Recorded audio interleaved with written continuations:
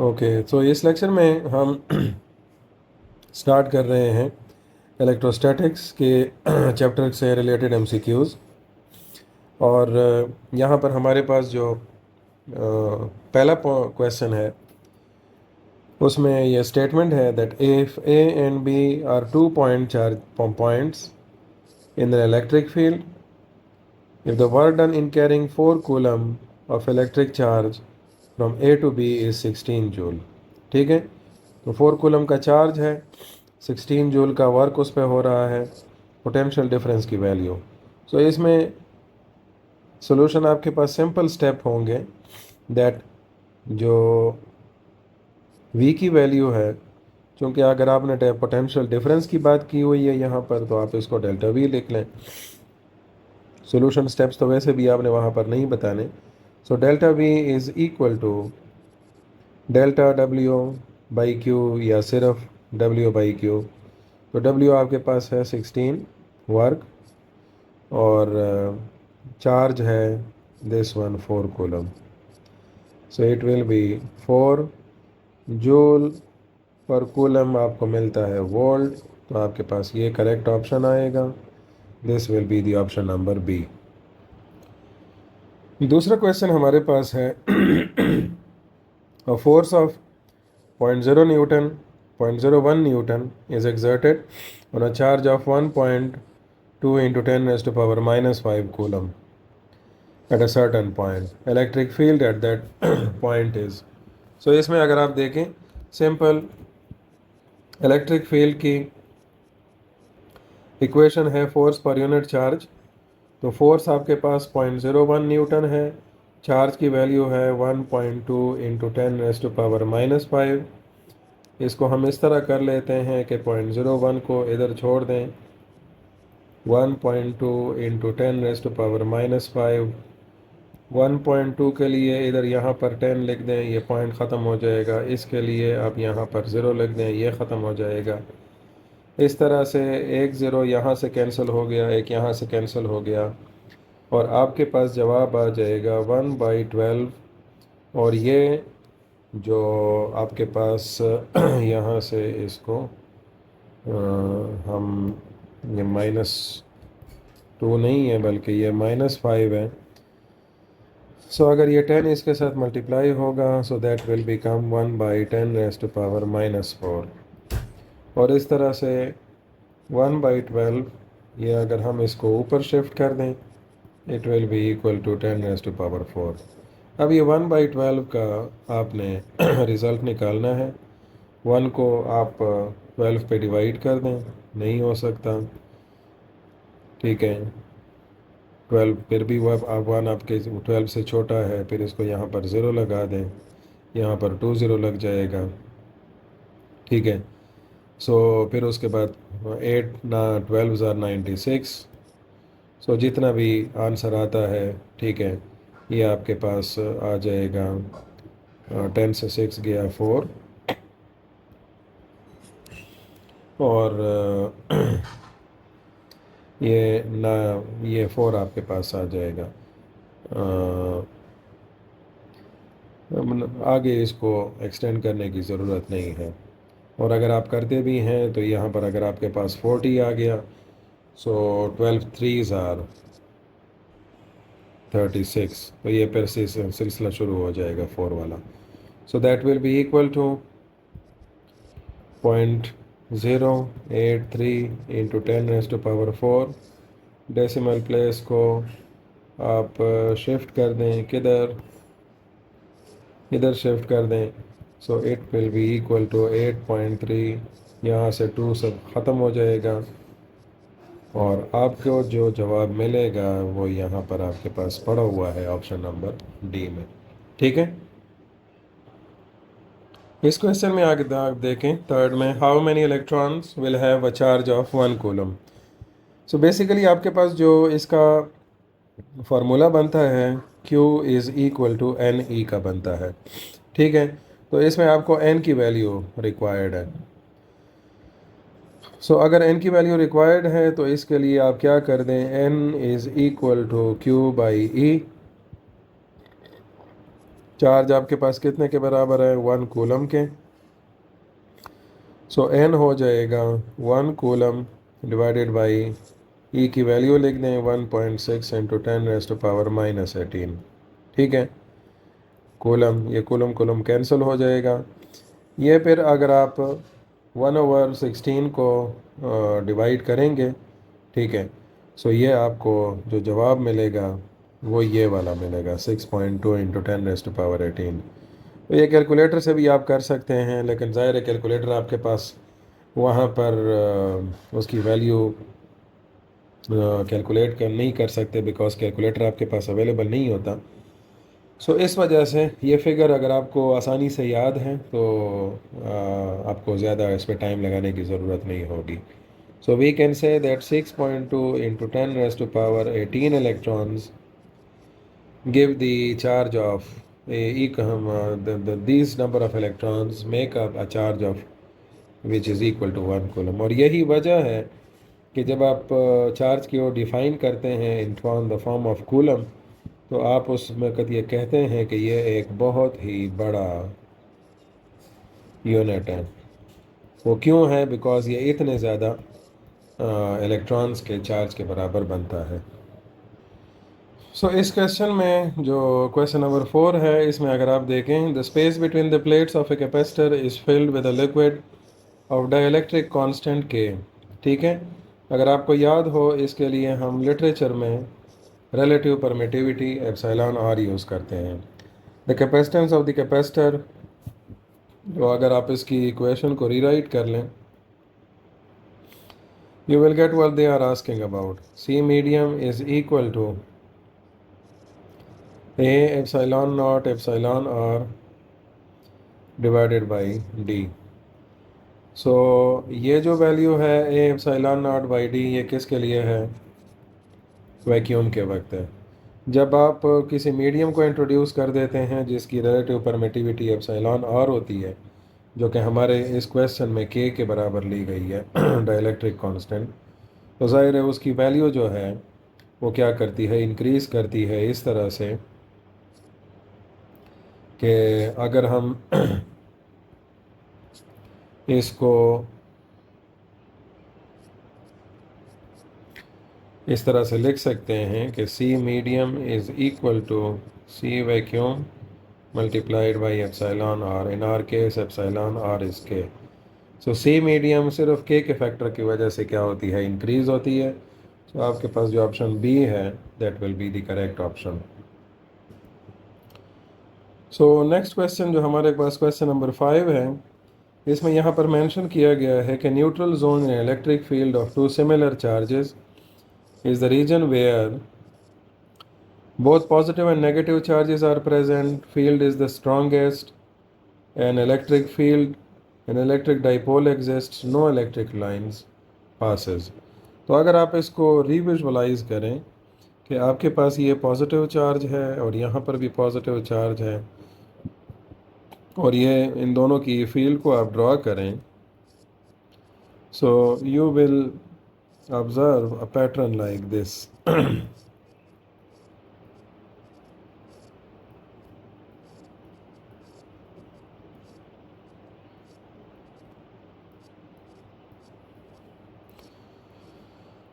तो इसमें आप देख सकते हैं कि जो न्यूट्रल जोन है ना, वो ये वाली जगह है। ठीक है सो यहाँ पर कोई भी लाइंस पास नहीं करती। ठीक है, in other words you can say कि इलेक्ट्रिक फील्ड की वैल्यू यहाँ पर ज़ीरो होती है। क्वेश्चन नंबर 6 में क्वेश्चन यहाँ पर जो सिर्फ स्टेटमेंट दी गई है कि यूनिफॉर्म इलेक्ट्रिक फील्ड एग्जिस्ट्स, तो ऑप्शन आपके पास एक नियर पॉजिटिव चार्ज है, तो जाहिर है जितना आप इस पॉजिटिव चार्ज से दूर जाते जाएंगे फील्ड वीक होती जाएगी। ठीक है, लाइक दिस, या आपने पॉजिटिव चार्ज बना लिया है, ये इसकी फील्ड लाइंस हैं, तो अगर मैं इनकी फील्ड लाइंस के अलोंग जाऊंगा तो फील्ड में डिक्रीज आएगा। That can not be taken as uniform. The same applies to option number D. फिर उसके बाद हम आते हैं कि दो अपोजिटली पैरेलल प्लेट्स हैं, ठीक है,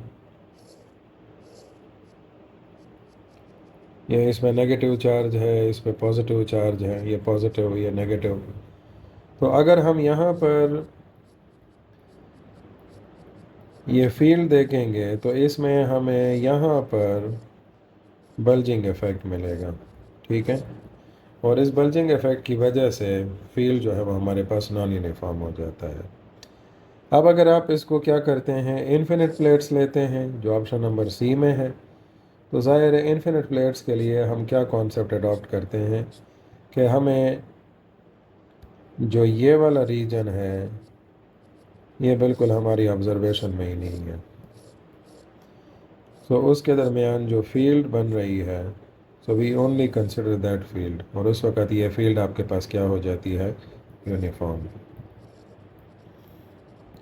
तो इस तरह से ऑप्शन नंबर सी जो है वो आपके पास करेक्ट हो जाएगा। क्वेश्चन नंबर 7 को देखें, यहाँ पर स्टेटमेंट है the unit of electric field is not equivalent to. Question के स्टेटमेंट पर गौर करना है, वहाँ पर ये नॉट लिखा हुआ है, सो ऑब्वियसली आपने वो ऑप्शन सेलेक्ट करना है जो कि इलेक्ट्रिक फील्ड का यूनिट नहीं है। So we know that newton per coulomb जो कि फोर्स पर यूनिट चार्ज से आता है, ये आपके पास इसका कोई यूनिट हो जाएगा। जूल पर कूलम आता है W/Q से, ठीक है, और वोल्ट पर मीटर आता है ΔV/ΔR से, जो कि E के बराबर है, ये भी E के बराबर है, और ये चीज़ भी यही बन रही है, ठीक है। क्यों? Joule per coulomb is volt और पर यूनिट मीटर ठीक है, वोल्ट पर मीटर। सो जूल पर कूलम आपके पास मीटर बन जाएगा, वोल्ट पर मीटर, तो ये वाली जो दो ऑप्शन हैं ये दोनों एक ही जैसे हैं।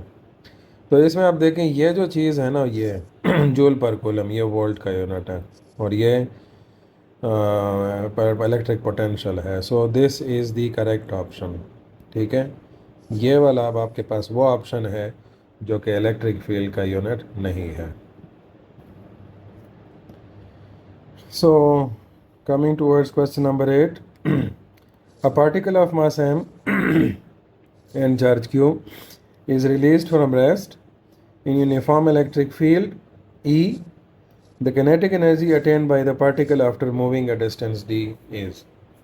So यहाँ पर किनेटिक एनर्जी मिल रही है, और ज़ाहिर है एक पार्टिकल जो कि यूनिफॉर्म इलेक्ट्रिक फील्ड इसको मूव करवा रहा है तो उस पर एक्चुअली काम कर रहा है। W=F d है। F आपके पास किसके बराबर है? चूँकि इलेक्ट्रिक फोर्स है, so that will B QE, so it will be QED.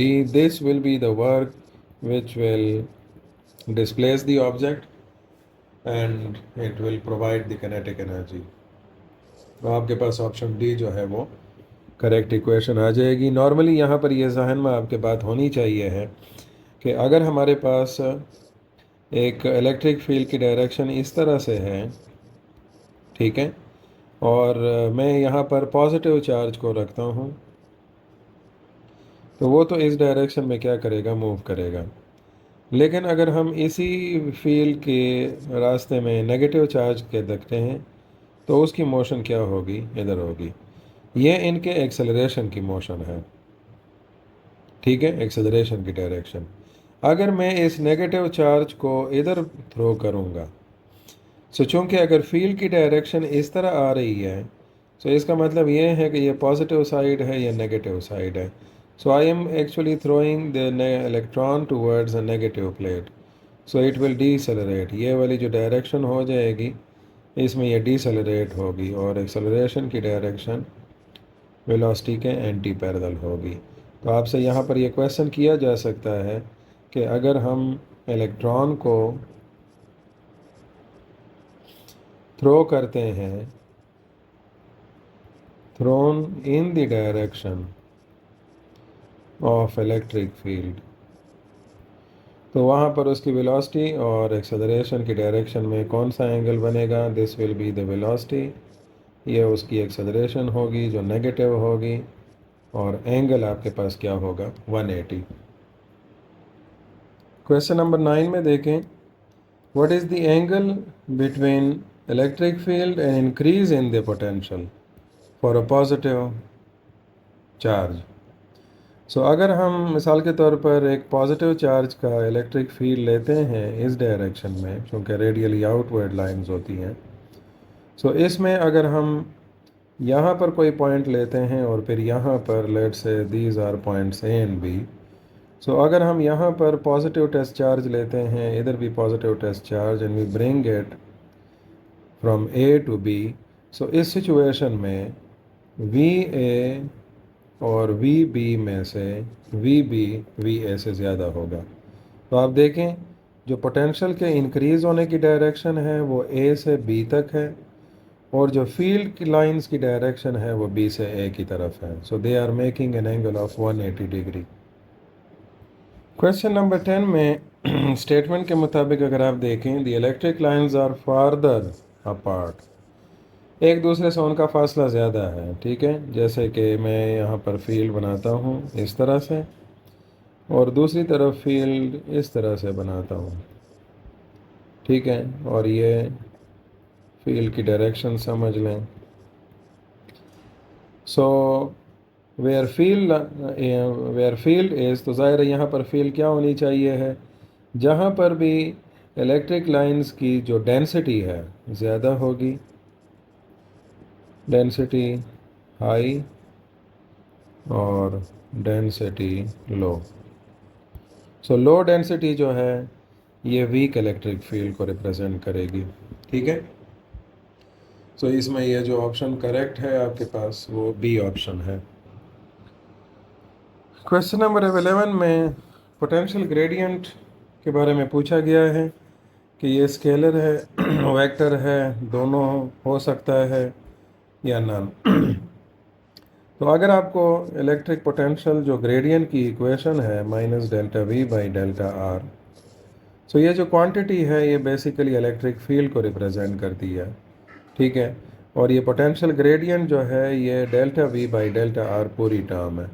सो इस वजह से ये आपके पास क्या होगा, एक वेक्टर क्वांटिटी होगी, it is not a scalar. हाँ, पोटेंशियल जो है सिर्फ इलेक्ट्रिक पोटेंशियल वो आपके पास स्केलर है। ठीक है, लेकिन पोटेंशियल ग्रेडियंट जो है वो वेक्टर है। इसी तरह से इलेक्ट्रिक पोटेंशियल और इलेक्ट्रिक पोटेंशियल एनर्जी ये दोनों स्केलर की कैटेगरी में आते हैं। क्वेश्चन नंबर 12 आपके पास यहाँ पर देखें, the slope of the graph shown in the figure is, तो फिगर में आप देखें यहाँ पर हॉरिजॉन्टल एक्सिस पे v है वोल्टेज और वर्टिकल पे आपके पास q है चार्ज। तो अब अगर हम इसका स्लोप लेते हैं तो ये बनता है q बाई वी, और q बाई वी जो कि इसका स्लोप है वो हमें c की इक्वेशन आपके पास अवेलेबल है। ठीक है, so that will be equal to c is equal to q by V. इस चीज़ को अगर आप ओरिजिनल फॉर्म में देखते हैं तो आप देखते हैं q is equal to C B. ठीक है, तो उससे आपको ये पता चल जाएगा कि ऑप्शन नंबर डी जो है वो आपके पास यहाँ पर करेक्ट हो। सो इसमें इस तरह के क्वेश्चंस आपके पास में हमने कोशिश की है यहाँ पर कि कुछ ओवरऑल आपको क्वेश्चंस के बारे में एक आइडिया दिया जाए। वैसे तो there can be number of questions, लेकिन चूँकि अभी आपके पास टाइम कम है तो इसमें कोशिश करें कि एक माइंड सेट अपना बनाएं ताकि उससे आपको क्वेश्चंस अटेम्प्ट करने में एक तरह से इजीनेस हो, और आप वर्ड्स पे ज़्यादा गौर किया करें ताकि ऐसे कोई वर्ड्स आपको कंफ्यूज ना करें या आपकी अटेंशन को डाइवर्ट ना करें। ठीक है, जिसकी वजह से अच्छा खासा क्वेश्चन जो है आपका ख़राब हो जाए। ठीक है, थैंक यू।